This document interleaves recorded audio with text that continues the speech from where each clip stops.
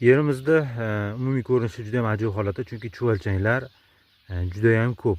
Bilasizlar, sog'lom yaxshi yerda chuvalchanglar juda ham ko'p bo'ladi. Yerimizning umumiy holati juda ham ajoyib holatda, chunki yerimizda chuvalchanglar juda ham serob. Har bir panshaxa yordamida ag'darganimizda kamida bittadan, ikkitadan chuvalchang chiqyapti. Va chuvalchangning eng afzal taraflaridan bittasi buki, tuproqda mana shunday g'avay qiladi va bu esa yerga juda ham ijobiy ta'sir qiladi. O'zi chuvalchang bor yerlar juda ham unumdor yer hisoblanadi. Xudoga shukr, yerimizda chuvalchanglar juda ham serob, bu esa bizni juda ham quvontiryapti.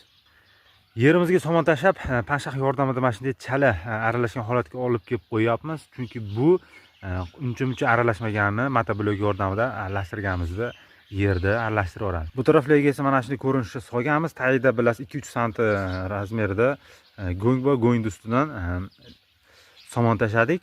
Mana shunday ko'rinishda. U tomonimiz esa yetilgancha yo'q. Yoqib suv berganmiz kran yordamida. Xudo xolasa yetilishi bilan yana biyagomislar tashlaymiz.